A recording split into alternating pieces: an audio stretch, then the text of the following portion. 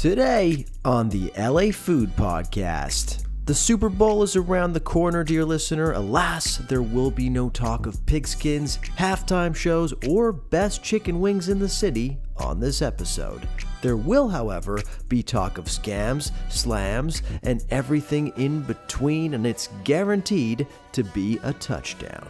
Kerry Rose Schwartz, known on Instagram as Comfy with Kerry, has set LA food social media on fire with her series of videos labeling LA restaurants dining scams or slams depending on how much she vibes with them. Karen Palmer's with us to discuss the situation in depth. We examine Kerry's stated motivations, the various criticisms of her approach, including from major LA chefs, and whether what she's doing helps or hurts LA restaurants. In Recent Eats, we talk meals at Disney's Napa Rose, Darling by Sean Brock, Broken Spanish Comedor, and Ronin. And in Chef's Kiss Big Miss, there's a brand new food hub in a neighborhood that really needs it, an iconic chef going viral for a bizarre video, and a pair of New York Times articles on all-day cafes and meal replacement goo of all things. A reminder that the LA Food Podcast is part of the Acquired Taste Media family. Be sure to listen to our sister podcast, Taqueando, with Bill Esparza. This week, Bill sat down with Brazilian chef Ivan Ralston of Tuju, the number 8 restaurant in South America, according to World's 50 Best. It's a hell of a conversation. I highly recommend it. Please also consider giving both Bill's show and our show a 5-star review and rating wherever you listen to podcasts. It's really appreciated. It's how we get our show to more upstanding individuals like yourself. As always, I'm your host, Lucas Servodio, and without further ado, it's time to chow down. Welcoming back to the LA Food Podcast, a food reporter who is definitely a slam and not a scam. It's Karen Palmer. Karen, how you doing today? Heyo. I'm doing great. How are you? Great. I'm fantastic. I can't complain. You know, it's a beautiful day over here on the east side. Yeah, it's like summer in February. I love it. I know. How do you cope with like temperatures not matching up with expectations? Oh man. Well, I did switch to iced coffee the other day because I was like, I just can't take it anymore. Too soon. And luckily, being on the west side, it's maybe not as intense. But yeah, it's been a warm February so far. Yeah, but one of our friends had a birthday couple weekends, or no, this weekend. Wow, time flies. And we were out in Highland Park. We were at Highland Park Bowl, and then we went next door to a Royal Club for drinks. And it felt like the perfect summer weekend. Totally. Yeah, it's wild. Everybody in short sleeves, just like crushing spaghettis. Have you ever had a spaghetti? No, what is that? Karen, you gotta have a spaghetti. So I had never seen this before, but we're at a Royal Club and somebody walks back from the bar with this like Miller High Life bottle, but it's orange. And then it's served next to a champagne glass that has what looks like Miller Lite in it with a dash of orange as well.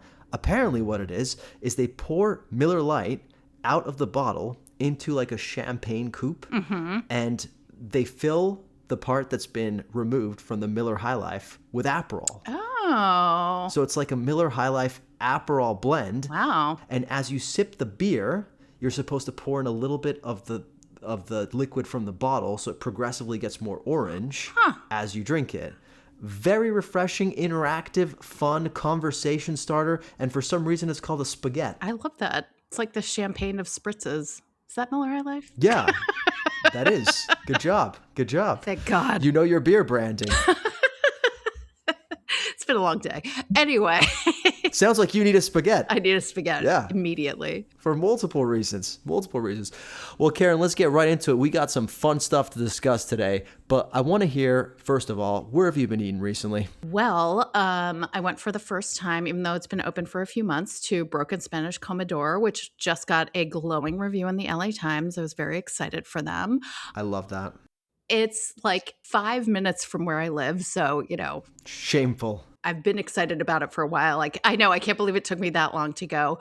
But no, I think people loved Broken Spanish. I think it carries a lot of those same flavors and some of the old school dishes that people loved, like the duck meatballs. Oh, nice. But with some new dishes as well. And it's a beautiful space. You know, it's that A-Frame that used to house the restaurant A-Frame, and then was Jason Neroni's pizza restaurant for a minute. R.I.P. And they really did like a nice job. It feels cozy. It's warm. It was buzzy. I could only get like a 5:15 reservation on a Thursday night, and it was already like, packed by like 5:45, 6 o'clock. So like, do they not know who you are? Come on. Seriously, no kidding. And I'm local. Come on, no. No, but we had a fantastic dinner. Really enjoyed some of the like the agua chile that they're doing. They have great cocktails. They had, delicious Paloma. Just a fun but thoughtful and like breezy restaurant. Really loved it. I love that. Did you were you a patron of the old Broken Spanish? I wasn't, because it was kind of like, it was open for a few years since I've lived here, but I sadly never made it to the original. I did go when he did a pop-up in West Hollywood a few years ago. Oh yeah, I remember. And yeah, I was excited to try this new iteration. And I think it's going to be a hit. I think that space has had some turnover issues, so I'm hopeful that they'll stick it out. Do you believe in cursed spaces? Like sometimes when I'm driving around town, like in West Hollywood where the Whole Foods is, the like one with the really shitty parking lot. Mm-hmm. Yes, that parking lot is terrible. Yeah, where like guaranteed accident is going to happen. Like Cuddy corner? How do you say that? I usually say kitty corner. I think or you're catty right. corner. I don't even One know. of those. Diagonally across the street. Diagonal. There's that restaurant Mommy or Mamie, right? The sandwich place. Mm-hmm. But for a long time, that was just like constantly rotating. Yeah. And every time we would drive by, I was like, that spot is cursed. It's cursed. Yeah. And I'm still not convinced it's not cursed. But do you believe in cursed restaurant spaces? I sadly kind of do, because I feel like Yeah. there are just certain spots that are always turning over. And who knows what it is. Is it like you said, the parking situation? Is it the layout? Are there ghosts? Like, who knows? I don't know. But no, it's like, I definitely feel like there are certain spaces that just for whatever reason are not going to work. But like I said, I hope that Broken Spanish Commodore sticks it out in this one, because I think it's a very special place. If it does, we'll call Ray Garcia the Exorcist on this podcast from here on out. Exactly. There you go. I can't wait to go to that one. Where else you been? Actually, just this past weekend, my boyfriend and I went back to Ronin, which I have not been to in a while. I've always been a fan of the pizza, and I always, one of the things I've always said about Ronin, I do love the pizza, but what I might love even more is just that like everything on the menu is fantastic. Yeah. Like the starters, the salads, like the cocktails are amazing. It's just kind of like that perfect restaurant. Like you could go and not even eat pizza and have a great Of course, yeah. meal. And I love the vibe in there. I also really respect what, Daniel and Caitlin, they've been very vocal about the challenges that restaurants have. A couple months ago, I remember they were saying like, we just need people to like order, like, please just order takeout, order a pizza. Like, Yeah. it's really tough out there. And I think like, we can be too focused on the new places, but if you don't go back to your favorite spots, then like when they close down, everyone's like, oh, it's so sad. But it's like, well, when was the last time you went to eat there? So we had a really fantastic meal, and then went to Bar Benjamin for a cocktail, which I had been to the Benjamin, but I'd never been to the bar. Very sexy, very cozy, great cocktails, fun snacks, no notes. As a martini connoisseur, did that one live up to your standards? Yes. I had the, Ben's Martini, which was delightful and came with a side of potato chips. I really appreciate they put a little lemon oil, so it kind of ups the like, oh, I'm a twist yeah, girl, so it kind of ups that lemony flavor. So yeah, we loved it. I loved Ben's Martini too. I thought it was a really, really cool twist on the original. So kudos to you, Bar Benjamin. Exactly. And to your point about Ronin, I couldn't agree more. Like, lest we forget that when Chef Jonathan Whitener like passed away, sadly, Chef Daniel stepped in at Here's Looking at You to help them out. Like, they're just good people, man. So making good food, good people, great to support those people. They're great people. Where have you eaten recently? Oh, I'm so glad you asked, Karen. My wife and I actually, we just got back from the happiest place on earth. Ooh. Yes, I am talking about Disneyland, not BravoCon. I mean, a girl can dream. Yeah, we could quibble. But we were down there for the opening of the newly remodeled Napa Rose, which is the restaurant at the Grand Californian Hotel in downtown Disney. Been around for 25 years, but they were just closed for, I want to say, like 9-ish months for a remodel to really bring it into 2026. And yeah, I went in with super low expectations. I'm not gonna lie, like a Disneyland restaurant. I don't have high hopes for this. Right. But I have to say, I was kind of floored by the entire experience. That's great. Yeah, there's a couple reasons. First of all, like beautiful, stunning room as you'd expect, right? Like they pumped a bunch of those Disney bucks in there, so like it's gonna yield results. It's done in like the contemporary craftsman style, which is like what the entire hotel is, and a really nod to like that classic California architecture, and it kind of feels like a Wolfgang Puck restaurant, but like it for 2026 and with that contemporary craftsman style. But then there's all these like little details that they tell you about, like, there are these carvings of like grape leaves on the walls that are done by like these craftsmen in like this backwaters of California to like perfectly mimic. And it's exactly the kind of thing that like Walt Disney himself would have like been super excited about. So that's really cool. Totally. The thing I was really impressed though was their GM is this guy, I forgot his name, but he came over from the Inn at Little Washington. Oh, wow. Yeah, that's huge. Yeah, one of the only, like, 3 Michelin stars, foremost restaurants in the United States, right? So he came, was convinced, basically, to come over and run this restaurant in order to really bring it to the next level. And there was such a cool combination because a lot of the staff had been there since, like, the opening in 2006 or whatever, 2001, if I'm doing my math right, actually, 26 years. And then you have this GM come in from the Inn at Little Washington. I mean this in like the best way possible, but it was a little like, it felt a little like Sister Act, where like Whoopi Goldberg takes this like rambunctious bunch of like people who have like so much potential and talent and turns them into something great. Not to say that these people were like bad at singing like the Sister Act like group before Whoopi Goldberg like did her magic on them, but all I mean to say is like clearly it's being taken to the next level, and you really feel that. Like the touch points were amazing, the warmth was awesome. Oh, love that. Had you been there before the renovation, or was this your first time? First time. No, I've nothing. But a lot of the pictures online are from the old restaurant, and you can kind of see like it's really had a glow up. Yeah, I went a few years ago with my parents. Oh, you've been family trip? Yes, I have. Oh, wow. And I will say the dining room felt a little dated, so it's in need of a little glow up, as you said. And what did you think of the food? I mean, I thought it was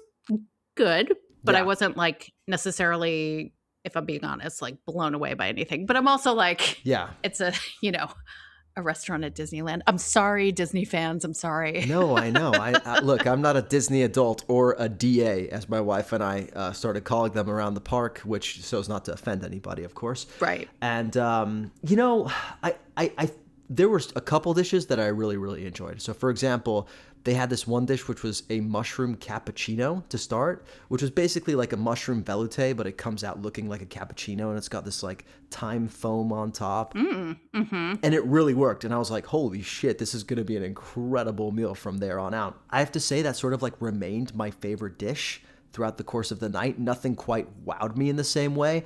However, it was like solid, well-executed food, and they like did a nice meal progression. And the thing that stuck with me too is like they said like when they're designing the menu, they keep in mind that because of the people that come to Disneyland, this is a lot of people's first time actually enjoying fine dining, period. So they keep that in mind. And I think with that in mind, they try to make it as accessible as possible. Sure. I think they really nailed that assignment, right? Like it wasn't like, Vespertine level or Cato level Michelin star food, right? Yeah, that makes sense. But I have to say, like, if this is my first fine dining experience, I'm going to enjoy it. And there are a couple dishes that will keep me, coming back potentially if I'm in that neck of the woods. Oh, but the one thing that will keep me coming back, though, even as a Disneyland visitor, is the cocktail program. Yes. So they've redesigned the entire menu. They have like 20 cocktails. Oh, wow. Yeah, 20 cocktails or something like crazy like that. And each cocktail is like based off a different California town. So like we ordered one called the Huntington Debate or something, which is based off Pasadena and the Huntington Gardens.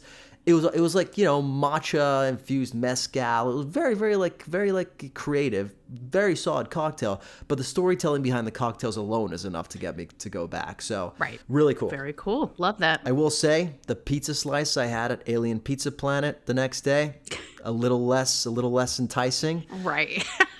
Well, you know. I'm debating whether to drop that review on social media. Oh my gosh. As part of the countdown? Well, it would be a bonus one. I can't. As a bonus? Yeah. I think you should. Okay. I really think you should. The people need to know. I just don't want to anger the good folks at Disney, you know, so. No, of course. But I mean, I don't. Again, Disney adults, please don't come for me. I don't think anybody goes to Disneyland expecting the food to be like top tier. You know what I mean? Well, and also I don't think anybody goes to Alien Pizza Planet expecting it to be like anything other than, you know, Pizza Hut / Chuck E. Cheese level type pizza, right? So yeah. Exactly. It's great for kids. It's great for kids. Okay, I'll drop it. You've convinced me. Great. You've convinced me, Karen. Thank you very much. And then this is the story I've been really excited to tell you, okay? Okay. I have refrained from texting you this for the better part of a week now. Love it. I went to Darling by Sean Brock finally in West Hollywood. Beautiful space. I'd been to the space back when it was Soulmate. You know, it's always kind of like a fun, you're going out in West Hollywood kind of vibe. I can't say like I was super impressed by the food, but I don't think that that's the restaurant's fault. It's just the fact that I was there with two of my least adventurous food friends. Sure. So we ordered like some of the safest things. Like we ordered like the porterhouse steak and fries and like the grilled oysters, right? So it was fine. It was good even, but like it's not something that I'm like, oh damn, Sean Brock is cooking, man. You know, it's It was just like not that kind of meal. So I would definitely go back and try it a second time. But the part that I'm really excited about is think about your geography, Karen. What is almost exactly across the street from Darling by Sean Brock? Oh my gosh. Is Sir? It is Sir. Oh, it is Sir. You went? Oh, I love it. So my wife tells me you're allowed to go get a nightcap with the boys under one condition, and that's if it's at Sir Lounge. Wow. The restaurant famously owned by Lisa Vanderpump. Sexy, unique restaurant. Lounge. Sexy, unique restaurant lounge. Yes. Totally makes sense. Well, so are you watching the reboot of Vanderpump Rules? Not religiously, but I have seen a handful of episodes. Okay, so for people who aren't as into the Bravoverse as Karen and I are, Vanderpump Rules probably one of the most successful reality TV shows of all time. They've recently introduced a new cast. The thing is, with the old cast, it all started like they were working at these restaurants, but by season 12, nobody was really working at these restaurants anymore, right? Like they had graduated from that. Yeah, they were all like big-time influencers and reality stars. The thing is, the new cast, they're all fucking working there, okay? So were they all there? There was like 8 cast members there. It was crazy. Wow. It was wild. So first of all, I walk over and who greets me but Guillermo himself? Oh my goodness. Hello. Yes. I mean, he is an OG. Yeah, that's Lisa Vanderpump's business partner, also known as the South American George Clooney. He greets me there. The hostess there is Kimberly, who's one of the people on the show. Mm-hmm. Sure. She seats us. We are served by Demi. Yeah. And Chris, another person on the show, makes our drinks. Wow. The funny thing about this is that like I'm kind of like freaking out here, you know, like I've been watching these people, even though this is not my favorite reality show, like I'm still like in their proximity and watching them every week. Yeah, of course. Yeah. Oh, I mean, like I fully know who you're talking about when you mention these names. It's not like I haven't watched it at all. Yeah. So Chris makes us our drinks and I'm freaking out here. And my friends are like, they don't understand. They're like, they don't get it. You know, they don't watch Bravo. So I'm having to like keep it a little bit cool, both for my friends and for the staff to not make anybody feel uncomfortable. But it was an awesome experience. The drinks were horrific, overpriced. That's so great. The music was heinous. The ambiance was horrific. Did you get a pumptini? What did you have? I think I just had like a tequila soda or something. Like, okay. And wait, Did you order the goat cheese balls just, for shits and giggles? No, we had already eaten, and one of my friends is on Ozempic, so he wasn't going to eat anything. Oh, yeah. So, Damn. yeah. Missed opportunity.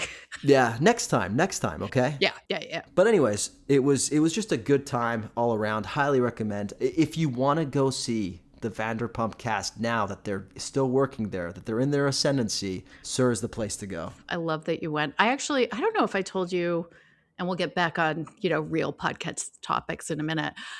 Like a couple months ago, I went for a drink at Tom Tom. Oh, I think you did mention this, yeah. And I actually saw Zach from the Valley was there. Crazy. And with his partner and a group of people. And it was just, I feel like those Bravo Lebs are everywhere. If you're looking for them. They're just like us. My wife was a little mad with me that I didn't ask for a selfie. Do you think I did the right thing by not asking for a selfie? I think so. I think these kids need to earn that status before they're asked for selfies and stuff. I'm sure people are asking, but Oh yeah, everybody was asking for a selfie. It would not have.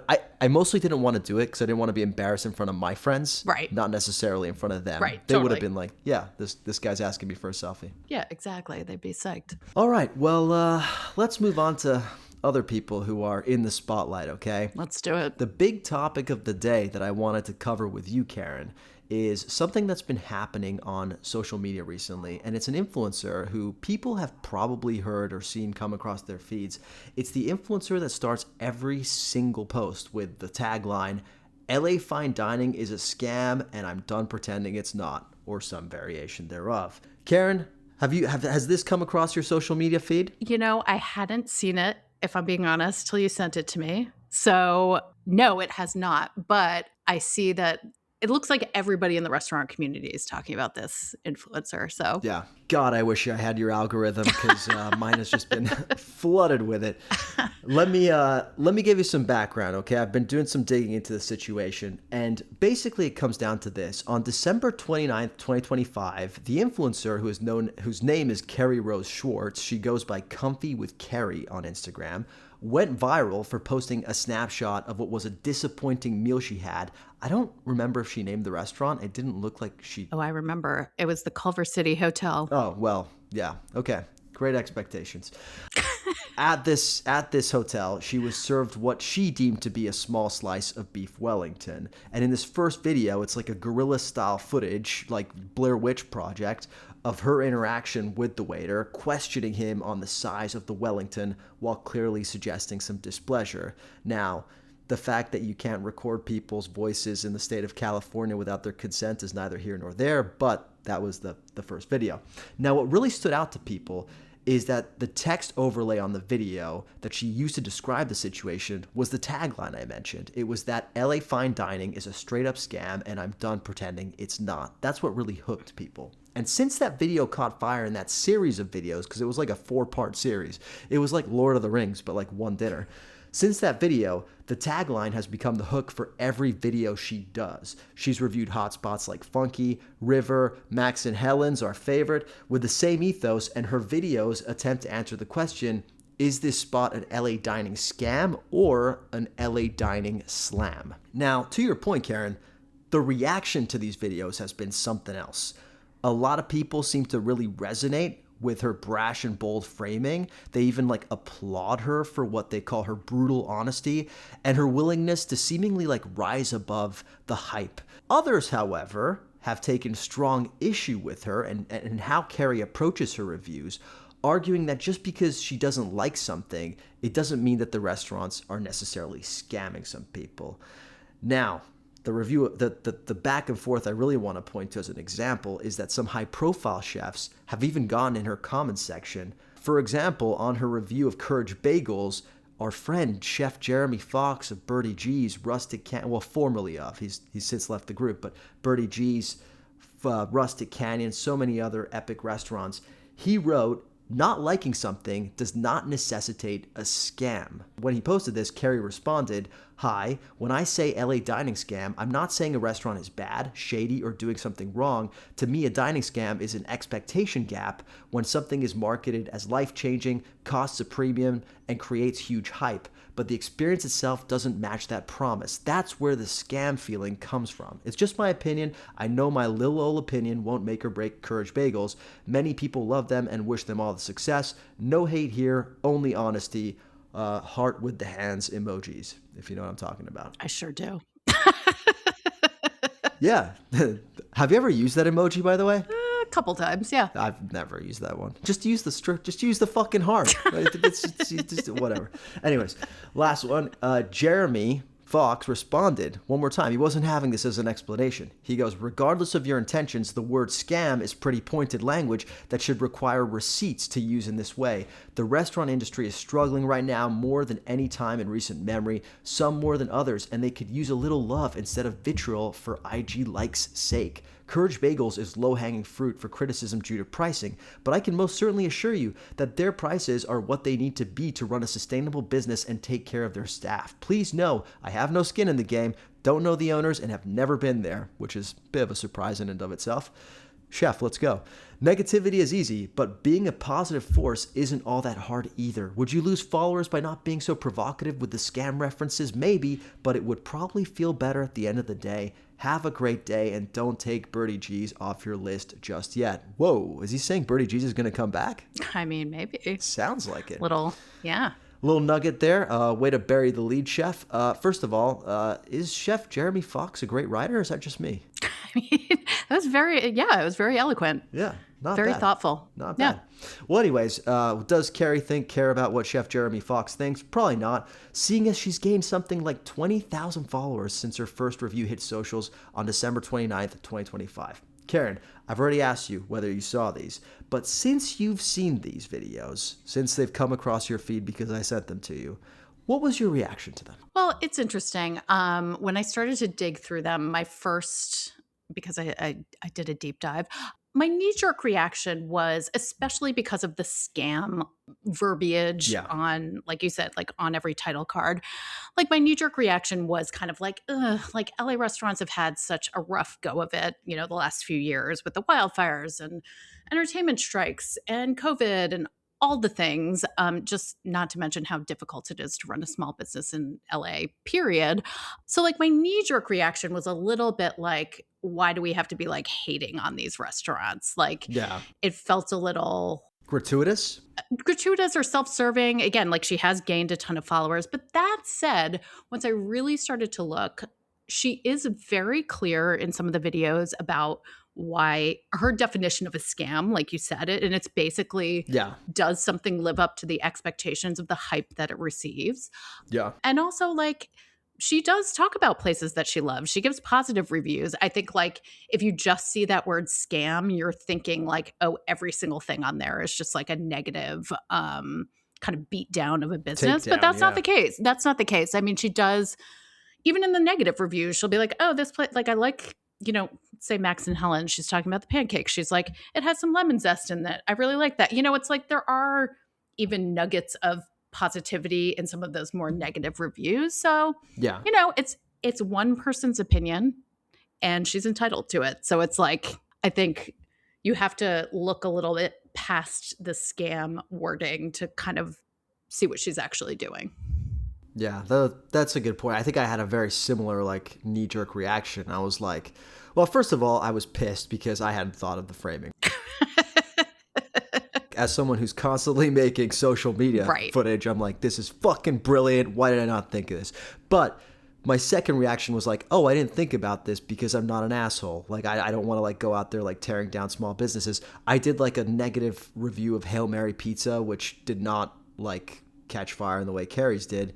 But I felt like the biggest heel. Like I was like, I literally even asked my followers, like, was this too mean? Like, or do you appreciate this? And I got some good feedback actually. But as I dug deeper, I kind of started to feel the same way too. It's actually a very like thought-provoking thing that she's doing in some ways. The thing that's interesting to me is asking myself, why did this catch fire in the way it did? Yes, there's that like scam framing, which is interesting, right? And hooky, but I think it's kind of like tapped into something for people. Yeah, I think for reasons, out of people's control, things have gotten so expensive. It's gotten so expensive to go out to dinner, right? So it's like, I feel like if you go out to dinner here in LA, you spend like $150 per person and you have a disappointing experience, it is a really big letdown. And again, I'm not Yeah. blaming the restaurants. It's so sad. It happened to me on Saturday. Oh, I go to plenty of places that have been like very, very hyped, and like my reaction is basically like, well, okay, I've gone. I never have to come back here again. And that happens like fairly regularly. So like, yeah. I don't disagree with her that sometimes the expectations of like these very hyped places, like when Eater would have their heat map and the infatuation does like the hottest openings, and you go to one of them and you're kind of like, yeah, that was fine. Yeah. Like, I don't, it's like, I don't, yeah. So I have had plenty of those experiences. So I understand why she's saying it's a scam, because you're expecting something and then what you're given maybe isn't quite what you were, Yeah. hoping to get out of that experience. Yeah, I mean, she's tapping into a frustration that so many people feel, to your point. And honestly, when I thought about that, I was like, yo, she's kind of like the Trump of like LA food social media in that sense. I say this not based on her political views or anything like that. I mean, just like a successful populist, right? Someone who's basically like realized there's a ton of frustration that people feel about this, and then basically put out into the world a simple solution. The scam framing is like her build the wall, right? It's like a very easy like slogan to repeat that people understand. It might not be the actual like problem, like solution to the problem at hand, as I don't think anybody thinks building a wall is to the complex situation of immigration, but it resonates because it's something that people really feel. So in that sense, I think it's kind of like, from a marketing populism perspective, whether it's intentional or not, I don't know, but I think it's why it's resonating. And I do think it's in some ways, I think it's actually valuable because it leads to conversations, right? It leads to conversations about why are things the way they are? Like, are we putting too much stock into this influencer economy that just like rolls their eyes to the back of their head, and we just let that sort of like determine whether a restaurant is great or not? And the answer kind of is yes a lot of times. Like, it's especially like with new openings. And to your point earlier about like, why don't we go back to like old restaurants that have been around for a while? Well, it's because we're all really busy chasing the new thing. Mm-hmm. No, and I think it's interesting too, because like there has been comments or feedback on her reviews of like, well, you don't know what you're talking about. Who are you to like review places this way? And like, I actually really respect her response, which is, you have to answer to the customer. So like, whether you like what I'm saying or not, like, and she opens just like, she's open to disagreement. She has conversations with people in the comments, and it's like, well, you might like this, but I didn't. Like, it's one person's opinion.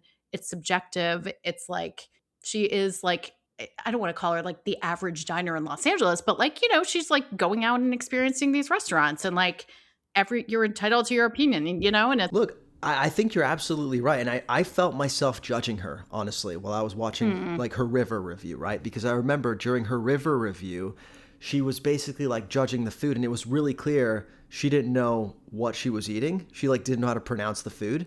And I felt like my like inner Max Shapiro coming out, being like, how fucking dare these influencers talk about things they don't know what they're talking about and get really upset about it. And I was like, no, wait. She's going out to restaurants, paying dollars like everybody else. She's entitled to talk about it whether or not she knows how to pronounce like Japanese fried chicken or not, right? So it's in that sense, like the internet is just like the great leveler. She's just taking advantage of that. And frankly, I think people care about what the average diner thinks, sometimes more than what the critic thinks. Well, and restaurants should. Yeah. They are in service of the customer. So it's like, I also find it interesting. And again, I did like a deep dive, so I watched a lot of her content. I mean, she even said like, I'm getting a lot of pings from restaurants offering me a free meal to come in. And she was like, I just want to be like upfront that like, a free meal is not going to guarantee you for sure a positive review. And I respect that. She has some she has integrity. She's not just like taking free meals and posting about them, which is what a lot of influencers do. So like, Even a lot of reporters. yeah, no, totally. A lot of reporters take comp meals. Yeah, yeah. Hey, I mean, I talked about Napa Rose on this podcast. I got that meal Right. for free, right? Like, I tried to add some nuance to what I was talking about it so that I wasn't just like, oh my God, it was the best meal of all time. But yeah, it's a difficult balance to strike. So I understand like where she's coming from with that. So what about Chef Jeremy Fox's like retort? Like, do you think like, because that is a really real side of it. In fact, even on my Hail Mary review, which I talked about, like in the comments, there were some people like subtly throwing shade at Kerry. They were like, no, we appreciate your this like nuanced review because yes, it's negative, but you're like explaining why it's negative. You're not just labeling something a scam. And some of those people who commented that were in the culinary industry. So like, what do you think like for them is it just because it's deeply personal? I think it's because it's deeply personal. And, you know, I do, like I said, I agree with Jeremy in the sense that like restaurants have it really tough. And it's been a really, really brutal couple of years here in LA. So like, again, like I do think there is some nuance to what she's saying, but unless you take the time to really, you know, hear her definition of a scam, it might just come across as like, you know, fuck these restaurants. They're not delivering, or it's bad, or it's whatever, they're scamming people. But I don't think she's saying they're scamming people. I think it's just that expectation gap. Yeah, I get it. When you're up against it, like anything bad can hurt you. But I do think like sometimes what's better? Like people not talking about you at all or people talking about you? Totally. It really is a little bit of a no press is bad press kind of thing. I think the only press you want to avoid is like great white, we sit Asians apart from everybody else kind of press. Like that's right. Yeah.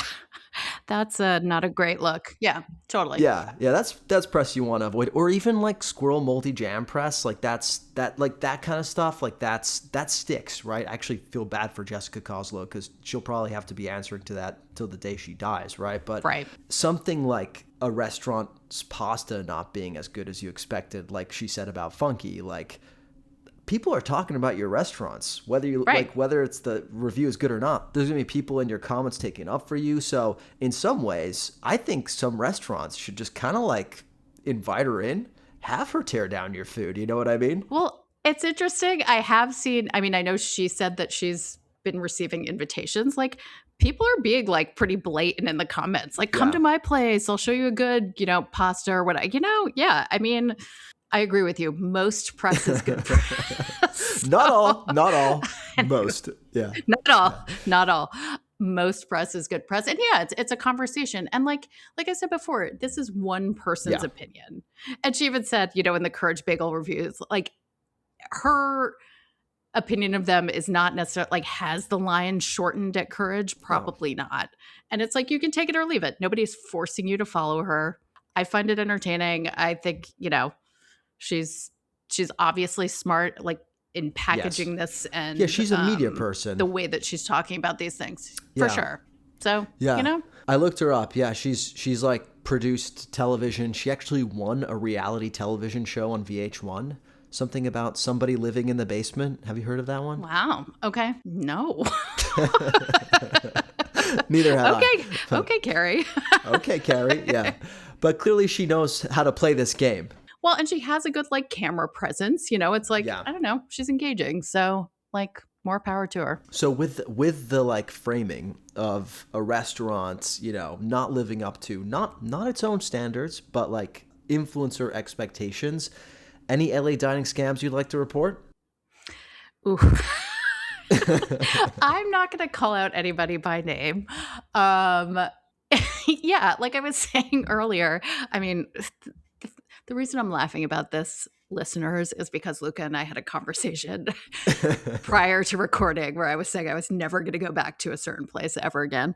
That has been very hot for a while.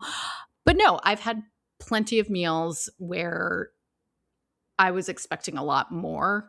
And just my immediate thought after leaving the restaurant was just, I never need to come back here again. I experienced it once. It was fine. I'm good. So I get where she's coming from. I'll call one. I mean, I had this experience at River. And I talked about it on the podcast where like it was so hyped up as the second coming of like great Japanese restaurants in Los Angeles. And I went and I was like, this is good. Some things are even great, but I don't feel like my life has been changed. And that's really just a function of the expectation that was set for me. So is River a scam? Yes, it is. I'm going to call it a scam. No, there you go. Take that, Travis. Just kidding. Take that. I'm sure he cares. I'm sure he cares deeply. All right, Kerry. Well, hopefully that didn't offend you too much. And dear listener, if you have any thoughts on that, please leave us a comment. You actually can leave us comments on Spotify. You can leave us comments both on my social media. I'm sure Karen would appreciate a comment or two on her social media. So. Bring it on. Yeah, we'll put that all in the show notes. Anyways, before we get to Chef's Kiss Big Miss, I do want to hear about what Karen's been working on lately. Karen, I was perusing your byline page and I noticed an article that I had been waiting for someone to write. And it's an article about the Rainforest Cafe. Yes. Can you please tell us about it? Well, it's interesting. Basically, I don't even remember exactly how it came up, but we discovered that there was only one Rainforest Cafe left in all of California. That's crazy. Yeah, there used to be one. There was one at Disneyland. There was one in Costa Mesa and San Francisco. And now this Ontario location in the Inland Empire is the last standing. And it just brought back a lot of nostalgia for a lot of the people on the team. Like, this is a place... it started in the mid 90s. That's because I'm old. That's when I was like in high school and college. And like it came of age in that time of mall culture, theme restaurants, animatronics. Like, a lot of us grew up with like going to Chuck E. Cheese and seeing those crazy animatronics. The idea behind the story was really just to go experience it. Did it feel dated? How is the food? And talk to some of the people involved with the company. It was actually, if you look into the history, it's kind of wild, pun intended. And it was started by an electrical engineer in his own home in Minneapolis. Minneapolis? Or what? Wait, I can't. It was Minnesota. I don't know if it was actually Minneapolis. Because it was at the Mall of America, right? Yes. The first, real standalone location was at the Mall of America. But I mean, this guy had like live animals, live birds, faux, like artificial waterfalls, fog being pumped in. He spent like $400,000 to convert his home into a restaurant, and then got investment and ended up opening the first Rainforest Cafe. And then they just spread like wildfire. I mean, I love that somebody saw his house and was like, I want to invest in this. Exactly. Like, I want in. You spent how much? 400,000? Let's do it. Exactly. I'm in. No, and it's like the early locations, a lot of them had like live birds and handlers and kind of like curators. But yeah, when it opened at the Mall of America, the waits to get in were like 3 hours long. Wow. I mean, this was really like an experience. And like, you can go into it now and feel, a little jaded and like, oh, this is cheesy or whatever. And it is, but like, think about for the time. Yeah. That was really like a special immersive experience. And like, they still have the animatronic animals, they have the, faux thunderstorms every 30 minutes. So it's like starts thundering and like lightning in the restaurant. I mean, it's just like, you can't take too seriously. The food is, chain restaurant food. It's nothing to write home about, but I think it hits a nostalgic spot for a lot of people. Like when I posted something on my stories after I went, to experience it and write about it, like so many people were like, oh my God, I used to go to the Rainforest Cafe. Oh, I went to that one. Like one friend was saying like she used to go with her dad every Wednesday after our parents got divorced because he didn't know where else to take her. Like stuff like that is so sad. That or like, yeah. That is like sad and yeah. Beautiful, sad, all of the emotions. Yeah. Yeah. Exactly. It actually ended up like the story itself was very successful. I don't, I won't talk about like numbers, but I really think people were just like, oh my God, the Rainforest Cafe. Like you kind of forget about Of these course, yeah. places. So at its peak, there were over 40 around the country, and now there are only 16. So it's kind of like, few and far between. But I actually watched this video of these two guys who did a road trip to every single like standing Rainforest Cafe. It was That's wild. bonkers. Why? Well, and that's the thing too. It's like because of social media, it's now even, the Ontario location itself, the manager was telling me like because people are posting TikToks and Instagram reels and that kind of stuff, they do get a younger generation who are like, what is this place? So it's interesting how social media has that power. That's cool. Yeah, I can see it being like cool in a retro way. Yeah. Exactly. Yeah, I was excited for you to write this because I had the experience of being in that mall because they have a Pottery Barn West Elm outlet and we've been furnishing our home. Okay. And love that. I was just driving around the parking lot and I saw Rainforest Cafe and I was like, what? Where am I? Like, what has happened? Right. Did I enter a time warp continuum? Am I in like 2005? Yeah, exactly. Yeah. Did I just like take the DeLorean back to, the past in this case? Exactly. And like, it was I had to like Google it. I think my wife Googled it to see if that was like the actual Rainforest Cafe of Rainforest Cafe fame. And it is, which is crazy. So next time, having read your story, next time you got to go. What did you eat? I ate these like Korean fried chicken lettuce wraps, which actually were like pretty good. Yeah. And they're for my entree, I had the Rasta pasta, which is like, oh hell yeah, one of the like the original menu items, and it's basically like pasta in Alfredo sauce with like jerk chicken and broccoli and some other stuff. So it felt very, like mid 90s to me. I was like, yeah, I would have enjoyed this in college or whatever. If a chef made that in 2026, they would be like, change the name. Exactly. But apparently it is a real dish. No, it is. Actually, at Linden in Hollywood, they have a spin on it because Chef Jonathan Harris grew up eating Rasta pasta in his home in New York City. So it actually is a real thing. So if you want to try an authentic one, go to the Rainforest Cafe. Exactly. Chef's kiss. Go read that piece. It'll be in the show notes. Last thing I wanted to ask you about your reporting actually is you recently wrote about Herman's and you talked to them about, opening up very deliberately in the neighborhood of Herman and becoming this neighborhood restaurant. It very much, we spoke with them last week, so our audience is well aware of Herman's and their strategy, but you, being a real reporter, uncovered a detail in your story that I did not get to. Yeah, it's interesting. Herman is a tiny neighborhood. It's only a square half mile, which when you think about like how big Los Angeles is, it's teeny tiny, and only a couple thousand people, 3,000 or 4,000 people live there. So, I mean, we're talking minuscule by Los Angeles standards. So back in the late 70s, a city councilman decided to basically change the name of Herman Avenue to Via Marisol, which if you drive on the 110 is now like, one of the major like Highland Park exits, which Herman borders. Yeah. So basically it's like they took down the sign for Herman Avenue, renamed it Marisol Ave, and eventually added a Herman sign to the exit. But at first, Caltrans spelled it wrong. They spelled it Herman instead of MON. So it's just been like kind of this series of errors. But like ultimately now there are some Herman signs in Herman. So they didn't even have local representation on the city council until 2017.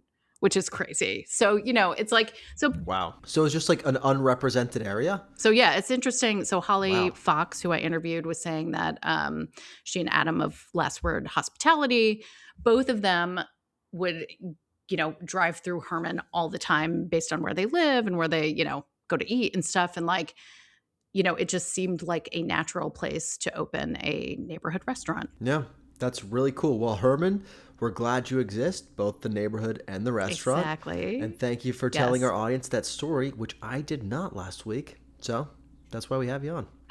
Just adding color to everything. That's what I do. Doing the hard yards. Are you down for a lightning round of Chef's Kiss Big Miss? I'm ready. Let's do it.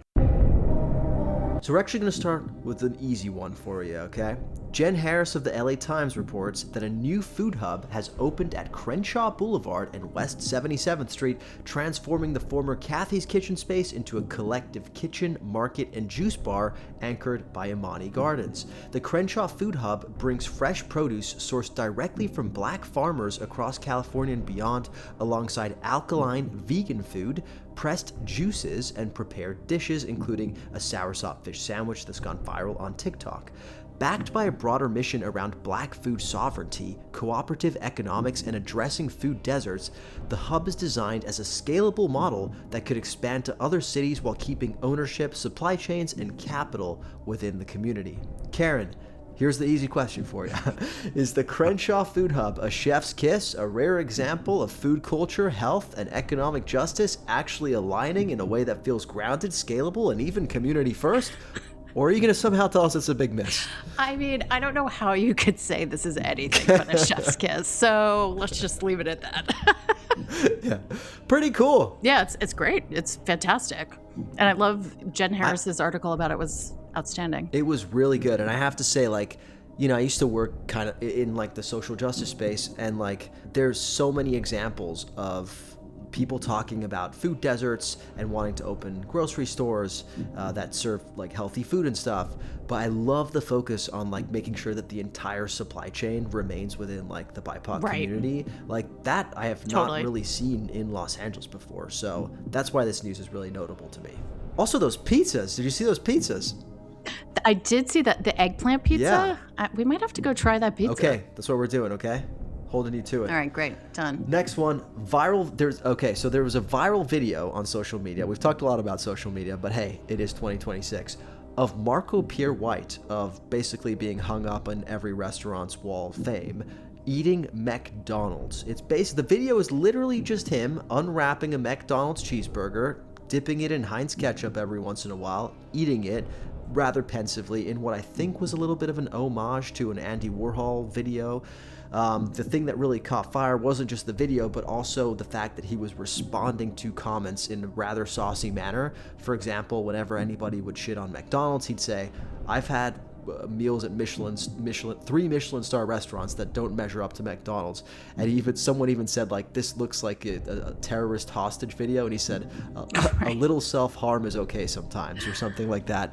So my question for you, is this an example of a premier chef like Marco Pierre White selling out, aka a big miss, or a really fun food collab about a man who frankly just does not give a fuck anymore? A chef's kiss. I mean, I'm gonna give it a chef's kiss. I feel like he can eat whatever he wants. Like, who cares? And was it actually a paid collab though? I don't think so.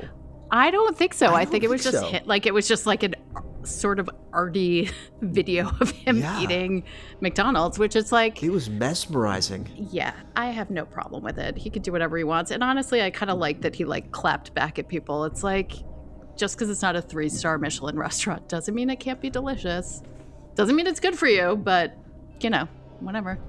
Not all things need to be good for you, okay? After you've gone and visited the Crenshaw Food Hub a couple times, you can have a McDonald's. It all evens out. Now, when was the last time you had McDonald's? Ooh, it's been a few years, if I'm being honest. On like a road trip, I think I stopped and got like a breakfast, like an Egg McMuffin, or probably a sausage Egg McMuffin. Those like barely even count as McDonald's, honestly. No. Yeah. No, wait, what's your go-to McDonald's order? I actually have not been in eons. The last time I went, it was like a drunken New Year's Eve. Got it. And I don't even remember what I ordered. I think just French fries. That's fair. They are delicious. They are. They like, I judged like all French fries I had on my burger countdown based on how well they approximated McDonald's fries, essentially. Yeah, that's a fair comparison. Okay, you're winning the game so far, Karen. Good job. Great. Moving on to the next one. The New York Times' Brett Anderson writes about an evolving generation of all-day cafes and how they're reshaping American dining by blending bakery, lunch counter, and dinner restaurant into flexible, community-driven spaces that are more creative, financially resilient, and woven into daily life. He even shouts out a few Los Angeles restaurants, including Yang's Kitchen or Yang's Cafe? Yang's Kitchen. I forget. Yang's Kitchen out in Alhambra. He shouts out, of course, the Duchess out in Ojai.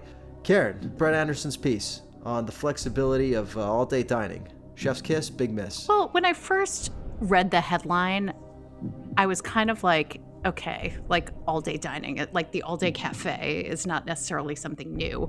But I do think it's interesting that these places are doing, like a lot of them are doing very different things during the day versus at night, like the Duchess, you know, they're doing like pastries and brunch and stuff during the day and then Burmese food at night, like completely different. Right. So I'll give it a chef's kiss. I also think that like obviously any way that restaurants are figuring out a way to stay open and be successful is a chef's kiss, especially right now. Yeah, I agree. It's I did kind of scoff at the framing of like, wow. Like an all-day cafe, ooh. Florals for spring. Groundbreaking. Groundbreaking, there you go. Thank you for knowing the reference. But yeah, overall chef's kiss. Okay, last one for you. Ella Quittner in the New York Times wrote a piece called Let Them Eat Goo about a new wave of sleek, algorithm-friendly meal replacements that's booming by selling overwhelmed, wellness-minded millennials the promise of complete nutrition, maximum convenience, and lifestyle optimization without the dystopian baggage that doomed Soylent.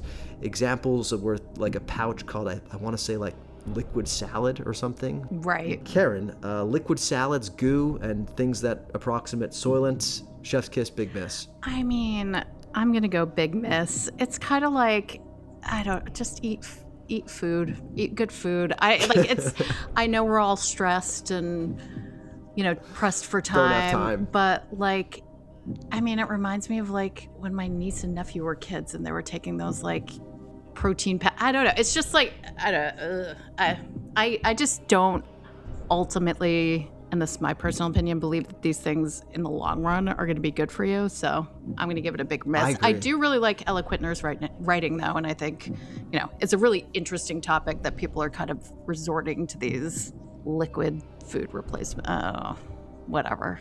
Yeah. So whatever. Fun for fact. Me. I mean, I will say, like, Soylent, there was a detail in the piece that I wasn't aware of. Ella wrote about the fact that Soylent was named after like the food in a sci-fi novel. Oh, Soylent Green? And oh yeah. I wasn't aware that in these novels. Oh my gosh. Wow. This is me showing my age. Oh. It's like a Charlton Heston movie called Soylent Green.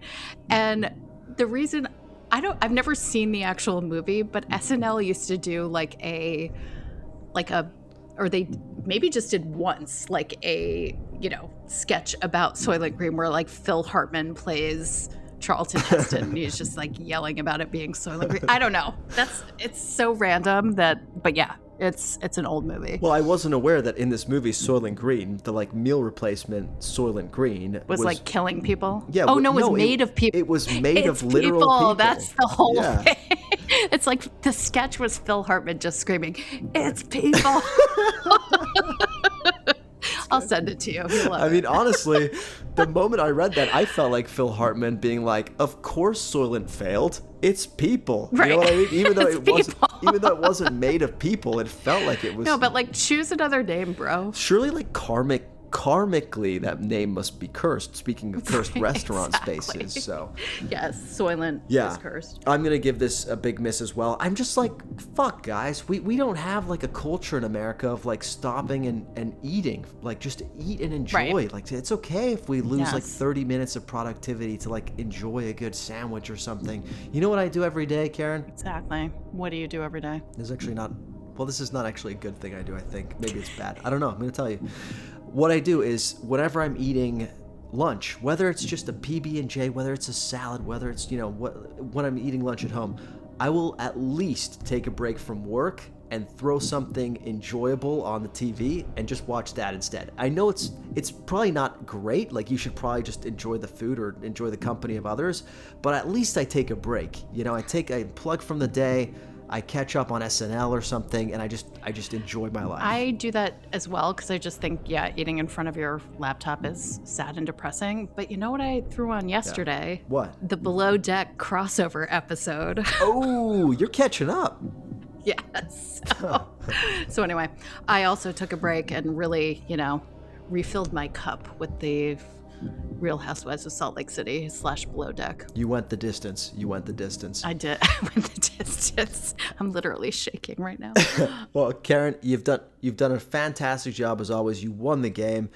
You regaled us with real reporting live on the pod, and for that we thank you. Well, thank you. We'll see you next time. All right. Have a good night.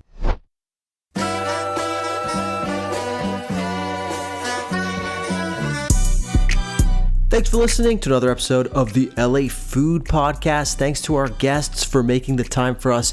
As always, we'll be back with another epic episode next week, but if you're looking for me in the meantime, you can find me on TikTok, Instagram, Thread, YouTube, even our website at the LA Countdown. You can also find us on Instagram at It's Acquired Taste and at acquiredtastemedia.com. If you like what you heard here today, dear listener, please consider going to wherever you listen to podcasts and leave us a 5-star rating or review, even a follow. That really helps us. It means the world to us. Thank you so much in advance.